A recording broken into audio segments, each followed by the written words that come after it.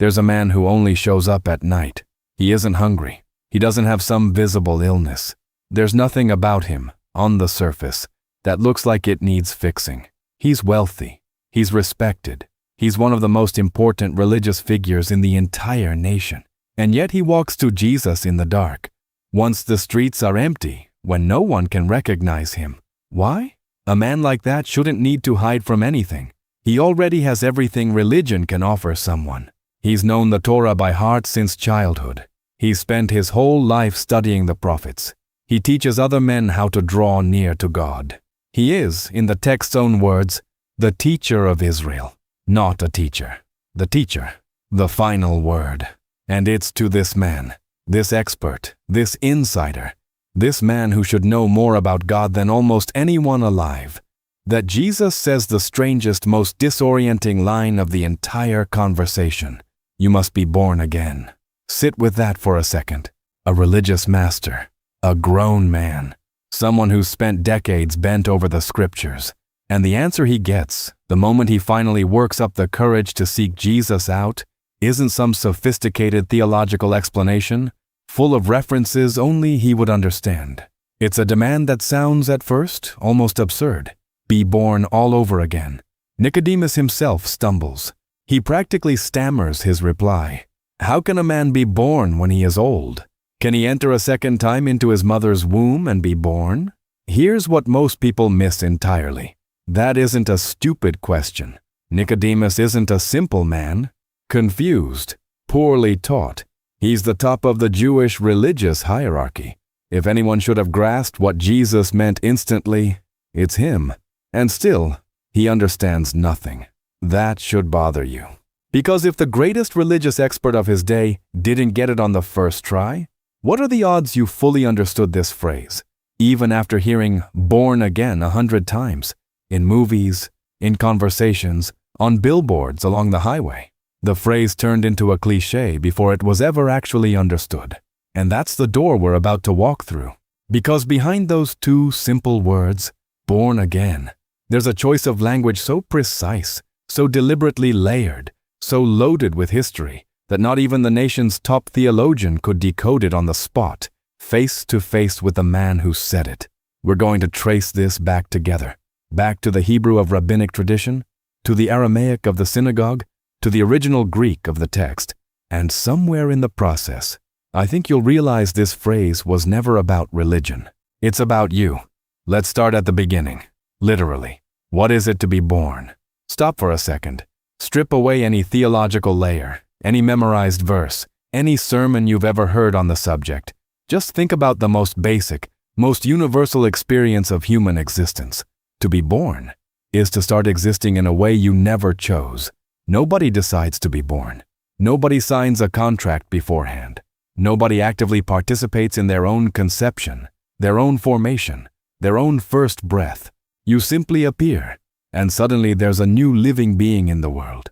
Breathing, crying, completely dependent on everything and everyone around it. Being born isn't an achievement. It isn't a prize you earned through merit, effort, or intelligence. It's a gift you receive from outside yourself, from someone who isn't you. And there's something else about birth that's easy to forget, precisely because it's so obvious. You can't do it twice. Nobody goes back into the womb. Nobody restarts their own birth by pressing a button. Birth, by definition, is singular, irreversible, final. It happens once, and your entire life is built on top of a foundation you never controlled. Which is exactly why Nicodemus's question makes perfect sense inside his own logic. He's using the only definition of birth he knows, biological, physical, mechanically impossible to repeat. He's actually being extremely rational, except Jesus isn't talking about biology. He's taking the most concrete, most visceral, most impossible to ignore word in the human vocabulary, birth, to describe something Nicodemus's religion had never taught this way. That there's a kind of beginning no human being can generate for himself. Not with effort, not with decades of study, not with a lifetime of good deeds. Hold on to that idea. It's going to come back, stronger, in a moment. And notice something else about the scene that almost nobody stops to observe. Nicodemus chooses the night on purpose. This isn't a scheduling issue, and it's no coincidence. A man of his standing had complete freedom to seek out anyone he wanted, at any hour, in broad daylight, answering to no one. But he goes at night, because being seen openly talking with Jesus would cost too much for his reputation. It would cost his seat on the council. It would cost the respect of his colleagues. It might cost the entire identity he'd spent a lifetime building, brick by brick. So he picks the darkness as protection. And it's precisely in that darkness, chosen out of fear, that Jesus is about to talk about light, about birth, about a fresh start that no shadow can hide forever. Now we need to understand exactly who this man is, the one stumbling over Jesus' words, because the more you know about Nicodemus, the stranger, and the more important this quiet, nighttime exchange becomes. Nicodemus is a Pharisee. That alone says a lot. The Pharisees were the strictest religious group of the era, obsessed with keeping every detail of the law, every purity ritual, every rule that separated the sacred from the common. Being a Pharisee wasn't a weekend hobby. It was a lifetime dedicated to meticulous obedience. But Nicodemus isn't just any Pharisee among many. The text identifies him as a ruler of the Jews, almost certainly a member of the Sanhedrin, the supreme religious council of Israel. 70 men, total, made up that council. The absolute top of spiritual and legal authority for the entire nation. Decisions about the law, about religious rulings, about the official interpretation of Scripture ran through that room. And when he finally reacts, confused, to Jesus' words, Jesus fires back a question that carries enormous, almost ironic weight. Are you the teacher of Israel and do not understand these things? Notice the word, the teacher, not a teacher among many. In the original Greek, the definite article is right there, the teacher, as if Nicodemus were, quite literally, the top authority of that entire historical moment, the teacher of teachers, the man whose word on Scripture was practically final. So think about it with me. If this man, with decades of formal study, with authority recognized by the whole nation, couldn't grasp what Jesus meant by born again on the first pass, the odds that you fully understood this phrase, just from hearing it repeated, without ever stopping to investigate, are pretty slim. And that's what makes this encounter so fascinating. This isn't a conversation between a patient teacher and an ignorant student. It's a conversation between two masters, one who studied the law his entire life, and another who is, according to the same gospel, the author of that law. And that's exactly why it's worth digging in, layer by layer, to what's really hiding behind this phrase. It's also worth noting, to sit on the Sanhedrin, a man needed, beyond total command of the written law, mastery of the entire oral tradition built on top of it, centuries of commentary, debate, and interpretation passed down from generation to generation. Nicodemus wasn't someone who simply read the Bible. He lived inside it, breathed its categories, thought in its vocabulary. And it was exactly that well-trained, confident vocabulary that froze in front of a sentence just a few words long. To really understand Jesus' phrase, we first need to go back to the religious tradition Nicodemus knew better than almost anyone, the rabbinic Judaism of the time. Now here's a detail most people have never heard. The idea of being born again already existed before Jesus ever said the phrase. It was just used in a very specific and very limited way. When a Gentile, someone completely outside the Jewish people, decided to convert to Judaism, he went through a formal process called proselyte conversion. There was instruction in the law, there were rituals, and there was, at the end of it all, a kind of purifying immersion in water. Rabbis had a phrase for that newly converted Gentile, like a newborn child, as if his entire previous life, his origin, his old family ties, his former identity, had been wiped clean, and he was starting completely from zero, in a new spiritual and social birth inside the people of God. Put simply, born again wasn't a strange expression to Nicodemus. It was actually a pretty familiar one within his own religious tradition. He just associated it exclusively with one specific group of people, outsiders, pagans, Gentiles who needed to be radically transformed just to get inside Israel's sacred circle. Nicodemus, a Jew by birth, a Pharisee by conviction, a recognized master of the law, would never have imagined, not even in a dream, that this same language might one day apply to him. He was already inside. He was born inside. Physically, genetically, ritually. He had been since the cradle, a son of the covenant God made with Abraham. Imagine, for a moment, someone born into a family of renowned physicians, trained at the country's best medical school, spent decades treating patients, training other doctors, cited as a reference across the entire field. And suddenly, someone walks up and tells this doctor, "You need to learn medicine from scratch," as if you'd never set foot in a hospital. The natural reaction would be outrage. I'm the doctor. I'm the one who teaches everyone else. And yet that's the very reversal Jesus triggers in Nicodemus. Not because his knowledge was worthless, but because there's something no diploma, no seat of honor, no academic title can produce on its own. Why then would someone like him need to be born again? It's exactly that assumption, the comfortable assumption that religious belonging, family heritage, ancestral tradition, and accumulated spiritual effort automatically guarantee closeness to God. That Jesus is about to take apart, piece by piece, right in front of him. And here's where the story gets even more interesting, because the born-again language Jesus uses doesn't come only from the proselyte tradition. It also echoes a much older promise made centuries earlier to this very people Nicodemus represents with such pride. When Jesus says a person must be born of water and the Spirit, he isn't inventing some brand new exotic image imported from outside Jewish tradition. He's pointing straight at one of the most well-known texts among the prophets. A text a teacher of Israel like Nicodemus should have recognized almost instantly, just from the words themselves. Centuries before, the prophet Ezekiel had recorded a stunning promise God made to his own people, Israel, not to Gentiles, not to outsiders, but precisely to the children of the covenant, to the people who already considered themselves inside. The promise said, in essence, that God himself would sprinkle clean water over that people, purifying them from everything that had defiled them, and that he would give them a brand new heart, placing a renewed spirit inside them. Water, spirit, a new heart. The exact same combination Jesus uses in front of Nicodemus, centuries later, face to face. That means Jesus isn't bringing some foreign idea, disconnected from Jewish faith, imported from another religion. He's picking up a prophetic promise that had belonged to Israel for generations, and essentially saying, what Ezekiel promised so long ago. That's exactly what I'm talking about right now. And it's for you today, in this conversation. And this is the point that should cut through any religion that's grown too comfortable. That ancient promise was never about performance. It was never about trying harder, studying more hours, keeping additional rules, reaching some new level of spiritual discipline. It was about receiving a heart you have absolutely no way of manufacturing on your own.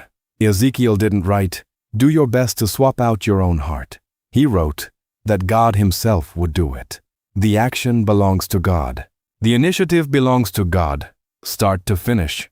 This birth, because that's precisely what we're talking about, a new spiritual birth, isn't something a human being causes in himself, no matter how much effort he pours into the attempt. Just like with physical birth, nobody generates themselves. And there's an added detail in Ezekiel's promise that usually goes unnoticed. It was given precisely at a moment when Israel was at rock bottom, exiled, far from their own land, without a temple, without a king, without any normal religious structure functioning at all. Which means the promise of a new heart didn't come as a reward for good behavior. It came in the middle of that people's most obvious failure.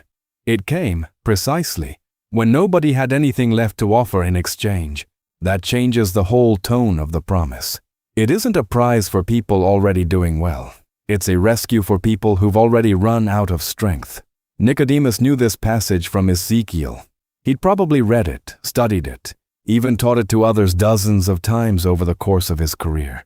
But knowing a text in theory and being personally confronted by it, in a direct conversation, by lamplight, are two completely different experiences. He knew the theory by heart. Now he was staring at the practice, with no way out. If you've ever felt that, the gap between knowing something about God and actually being reached, touched, confronted by it. Hold on to that feeling. We'll come back to it right at the end of this video.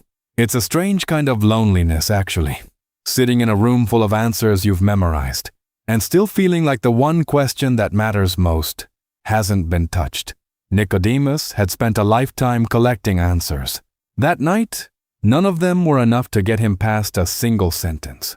Before that, though, we need to go to a third layer, deeper than the first two. Because Jesus' phrase, "In the original Greek the gospel was written in," hides a detail that no simple English translation can carry on its own. If you're enjoying this investigation, this is exactly the kind of content we make here on Bible Talk Simplified, taking something that feels too familiar, too worn out from being heard so many times, and showing you how much is still waiting to be discovered. Subscribe to the channel and turn on notifications so you don't miss the next one. Now, back to the text. In the original Greek, the word Jesus uses isn't simply again, the way almost every popular English translation renders it. The original word is ánothen, and ánothen carries a beautiful problem, a fully intentional one. It can mean two completely different things at the same time, depending on context and who's listening. The first possible meaning, again, once more, repeat something from the start. That's exactly how Nicodemus took it. Hence the desperate question about climbing back into his mother's womb. But there's a second meaning, equally valid, equally present in the very same Greek word. From above, from on high, from a heavenly origin. The same word. Two entirely different meanings, depending on how you hear it. And here's the fascinating detail that changes everything. John, the author of this gospel, uses this exact same Greek word, ánothen, later on, in another chapter of the same book. And there, the translation leaves no doubt about the sense. He's talking about something coming from above, of heavenly origin, not about some earthly repetition. So when Jesus speaks to Nicodemus there, in the dark of that night, he's most likely using both layers of meaning at once, on purpose. This isn't some random pun, some translation accident. It's the signature of someone choosing every term with surgical precision, fully aware of the effect that ambiguity will have on the listener. Nicodemus only hears the first layer. Again, repeating birth from the start. That's why he freezes, why he pictures something physically impossible, almost comical, of a grown man climbing back into his mother's womb. But Jesus is talking about something far bigger than a second attempt. He's saying, you don't just need to start over, trying again with the same old tools. You need a life that doesn't originate down here, a life that descends, a life that comes from outside the entire religious system you were born into, studied within, and used to build your whole identity, brick by brick. It isn't renovation, it's importation, not a repeat of the same old attempt, a completely new origin. Not more willpower on your part. It's God coming down to you, bringing something you could never produce on your own, no matter how many years you spent trying. Think about the difference between renovating an old, tired house with structural cracks no fresh coat of paint can hide, and receiving a brand new house entirely, built somewhere else, on a different foundation, delivered already finished, already livable. Nicodemus, his whole life, had been trying to renovate. Jesus was offering, right there in that conversation, an entirely different kind of construction. And maybe you've lived a small version of this yourself. That moment when you reorganize your schedule, cut out a bad habit, adopt a new routine, really try, and for a while it seems to work, until the old crack shows up again, in exactly the same spot, as if the renovation never actually touched the real foundation of the problem. That's precisely the feeling Jesus is naming, centuries before you ever felt it. This is the exact point where the twist happens, the twist that changes everything we've seen so far, and gives this story a weight that goes far beyond a grammar lesson in ancient Greek. Think back to the proselyte tradition we just covered. In that tradition, born again was language reserved exclusively for outsiders, for Gentiles, for people who needed to enter God's people from far away, leaving an entire previous life behind. Nicodemus was the exact opposite of that. He was the perfect model of already inside, born Jewish, educated in the law since childhood, a Pharisee by vocation and conviction, a religious leader by merit widely recognized across the whole nation. And it's to this man, the perfect insider, the ultimate example of religious belonging that existed in that society, that Jesus applies the very language that used to belong only to people on the outside, far away, with no connection at all to the chosen people. That's the real shock of the scene. The point most quick readings simply walk right past. It isn't just that born again is a strange phrase, hard to swallow. It's that it's applied deliberately to the wrong person, according to the entire religious logic of that time and place. If even Nicodemus needs to be born again, then nobody is exempt from this requirement. Physical birth into the right people isn't enough. Ethnicity isn't enough. Years and years of theological study aren't enough. A position of religious leadership recognized by everyone isn't enough. The same word that used to apply only to outsiders is now applied without ceremony to the most insider man that entire society had. And if you stop and really think about it, this is one of the most radical, most uncomfortable, and at the same time most leveling ideas in the entire New Testament. In the face of this need, there's no category of person who's already arrived on their own merit. There's no religious resume long enough. There's no family spiritual inheritance that replaces this new beginning. The expert needs exactly the same thing the total beginner needs. Decades of study don't move a person 1 inch closer to a birth they can't produce themselves. Knowledge can describe the door in perfect detail, down to the hinges and the grain of the wood. It still can't walk you through it. The most respected religious leader needs exactly the same thing the publicly confessed sinner needs, with no title, no standing at all. The man who's taught about God for decades, who other people seek out for hard questions, needs exactly the same thing someone who's never opened a Bible in his life needs. This isn't a clever line built to go viral. It's, quite literally, the argument Jesus is building, carefully, line by line, in front of one of the most respected men in all of Israel of that generation. But Jesus doesn't stop at the purely theoretical, purely conceptual twist. He shows, in practice, with a concrete and ancient image, exactly where this new birth happens.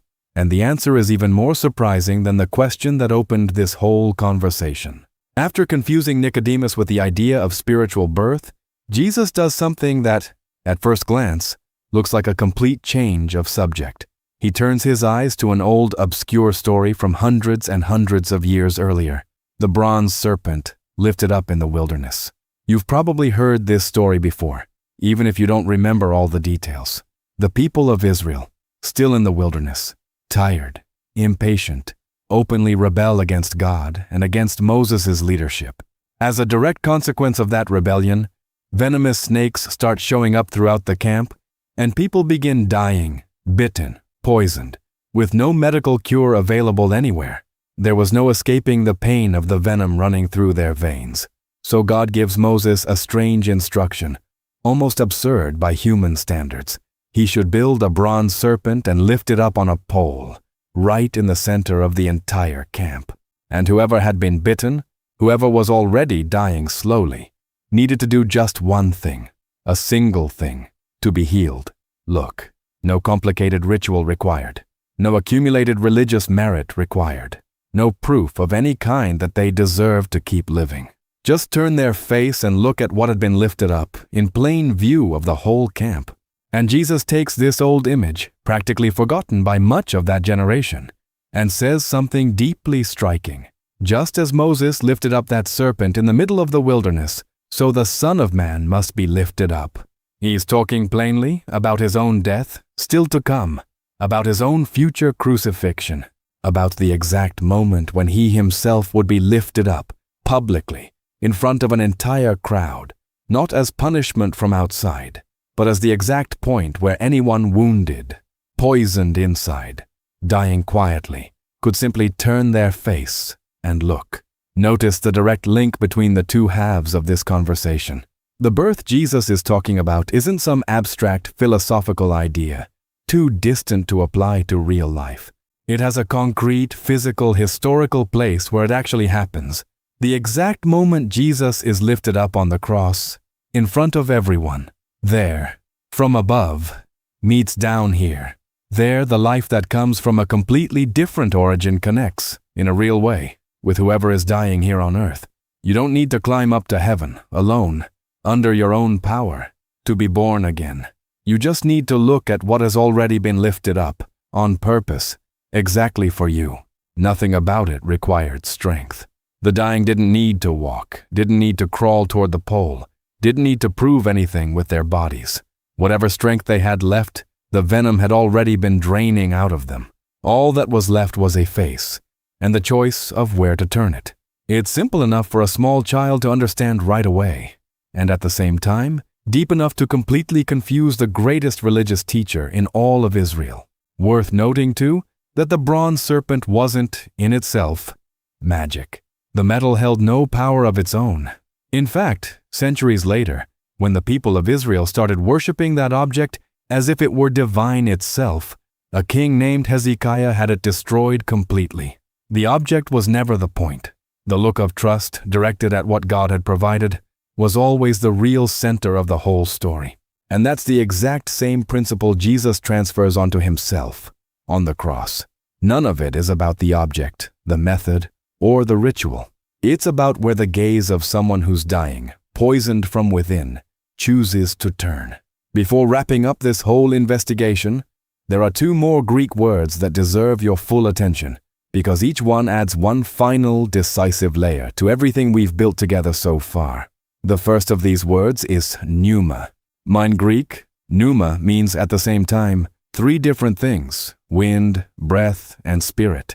It's literally the same word used for all three realities, with no distinction in the original vocabulary. And it's exactly that layered wordplay Jesus uses right after mentioning the Spirit to Nicodemus. The wind blows wherever it wants. You hear the sound it makes, but you can't know for certain where it's coming from, or exactly where it's going. So it is, according to Jesus, with everyone born of the Spirit. Think about that for a second. You can't see the wind directly with your own eyes. You can only see the effects it produces around you. Leaves moving on the trees, dust rising off the ground, hair blowing gently. Nobody controls the wind with their bare hands. Nobody traps the wind inside a closed box, no matter how hard they try. With this image, Jesus is saying that this new spiritual birth works exactly the same way. You can't watch the process itself happen, can't control it through religious technique, can't manufacture it on your own, no matter how much disciplined effort you pour into the attempt. You can only see its visible effects afterward. A life headed in a different direction, a heart that no longer beats the same way it used to, choices that start shifting quietly, gradually but really. The second word is monogenes. It shows up a little further along in the same conversation inside one of the most quoted, and at the same time most misunderstood, verses in the entire Bible. God so loved the world that he gave his only begotten Son. Monogenes doesn't just mean only child in the simple sense of a head count, as if God had several children available and chose just one of them for this mission. The original term carries the richer sense of something one of a kind, unrepeatable, with no comparable equivalent anywhere. Put simply, the new birth Nicodemus needed, that you need too, doesn't depend on some generic spiritual principle, some vague energy floating in the air, some philosophical concept with nothing solid behind it. It depends on one specific person, real, historical, with no equivalent, no substitute, the Son of God himself, given out of love, on purpose, for this exact reason. Pneuma shows that the whole process is mysterious, outside your direct control. Monogenes shows that the source of that process isn't generic. It's personal, specific, absolutely irreplaceable. Two different words, one same message, said twice. You don't manufacture this birth yourself, no matter how hard you try. You receive it from outside as a gift. And there's a third thread connecting these two words to everything we've traced so far. Both wind and the breath of life reach all the way back to the very beginning of the biblical story. to the moment God formed the first human being out of the dust of the ground and breathed into his nostrils the breath of life. The same kind of breath that gave rise to the first life is now being offered again, this time not to start a body, but to start inside a body already formed, an entirely new life. It's almost as if Jesus is telling Nicodemus, the same God who breathed life into Adam is willing to breathe that same life into you, today, right now, in this very conversation. Remember the man who only shows up at night? That respected Pharisee, that teacher recognized across the whole nation, who had to hide in the dark just to ask questions his own religious position would never let him ask in public, in daylight, in front of his colleagues. Nicodemus's story doesn't end in this one chapter at all. Later on in the same gospel, he shows up again, this time openly defending Jesus in front of his own colleagues on the Sanhedrin, risking his entire reputation by publicly questioning whether they were being fair to a man they hadn't even heard directly before condemning him. And then, in one of the most painful, most public, most visible moments of this entire story, Jesus' burial, right after the crucifixion, in front of anyone who cared to watch, Nicodemus' name shows up again, with no hiding at all. He brings an enormous quantity of expensive spices, a public, costly gesture, practically impossible to hide from anyone passing by, to help prepare Jesus' body for burial. The man who once came hiding, in the dark of night, visibly afraid of being seen by anyone he knew, now shows up in the full light of day, in front of everyone, openly associated with the man he once only dared to seek out in secret. That isn't a coincidence of storytelling. It's the very born again happening quietly, right in front of our eyes, chapter after chapter, throughout the whole gospel. The teacher who didn't understand slowly became the disciple who acted with courage. The man who hid in the night became the man who showed himself in the light of day. The one who first came only to ask cautious questions became the one who risked his own standing because of the answers he'd received. You can't see the wind directly, but you can see the leaves moving, living proof that it's passing through. You can't watch the new birth happening inside someone in real time, but you can watch a man slowly walking out of the darkness and into the light. Maybe you're not a Pharisee. Maybe you've never formally studied theology, never led a synagogue, never once been called a teacher by anyone around you. But haven't you tried, in some similar way, to renovate your own life all by yourself? Try again. One more time. Push yourself a little harder. Promise one more time that this time it'll really be different. Trade one old habit for another equally old habit, one buried guilt for another disguised one, one attempt at a fresh start for another attempt just like it, only to discover sometime later, exhausted, that it's still the same old house, just with a fresh coat of paint over the same old cracks. Jesus' phrase to Nicodemus, that particular night, was never about trying harder. It was about receiving something you, on your own, have absolutely no real way to generate. Just like nobody actively participates in their own physical birth, nobody can produce, from inside themselves, this specific kind of brand new life. It comes from outside. It comes from above. It comes from someone who chose, on purpose, to be lifted up publicly so that all you'd need to do in the end was turn your face and look. It isn't about merit built up over years, a long religious resume, or how many years you've gone to church, or how many times you've read the whole Bible cover to cover. It's about a God who refuses, with everything he has, to let you keep trying to renovate, alone, with your own tired hands. A house that actually needs to be rebuilt completely from scratch, with an origin that comes from somewhere else, from outside yourself. If the teacher of Israel, with all his accumulated wisdom, needed to be born again, you need it too, no exceptions. And if you need it, the good news, the news that changes everything, is that this new life never depended, not for a single moment, on your own ability to produce it through effort and discipline. It was always, from the very beginning, a gift, not a reward stacked up through years of trying harder, not a prize handed to whoever showed up with the cleanest record, just a gift, patiently waiting to be received, not painfully earned. And maybe that's the hardest part to accept for anyone who's grown used to earning everything in life through their own effort. There's a huge difference between working to obtain something and simply reaching out your hand to receive something that's already being offered, freely, and has been for a long time. Nicodemus had to learn that difference late, already an adult, already respected, with an entire reputation built on the logic of merit. You don't have to wait that long. So the question that remains isn't, what else do I need to do? The question that remains is much simpler, almost uncomfortably simple. Have you ever stopped, turned your face, and actually looked at what was lifted up for you? This isn't a question to answer tomorrow, after you've sorted your life out, after you've earned the right to look. It's a question for right now, exactly as you are, with whatever cracks you're still carrying, and whatever renovation attempts have already worn you out.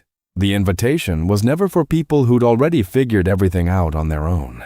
It was always for people like Nicodemus, arriving hidden, in the dark, with no ready-made answers, just one honest question caught in their throat. And maybe that's the strangest comfort hidden inside this whole encounter, the fact that it's Nicodemus at all. Not an outcast, not someone with an obvious, visible mess to clean up. A respected, accomplished, deeply religious man, still walking away from that conversation with more questions than answers, still needing exactly what everyone else needs. If someone with his resume didn't have it figured out on his own, you were never expected to either. The pressure to arrive at God already fixed, already impressive, already deserving, was never part of the invitation. It was only ever part of the story we tell ourselves. If this investigation into what born again really means opened something up in you, drop it in the comments below. I read pretty much all of them. And if you want to keep this journey going, uncovering what's actually hiding inside the most familiar, most repeated, and at the same time, least understood texts in the whole Bible, subscribe here on Bible Talk Simplified. Every week, we take a phrase that's too familiar, too worn out from being repeated, and show you how much is still hiding right there, waiting to be found.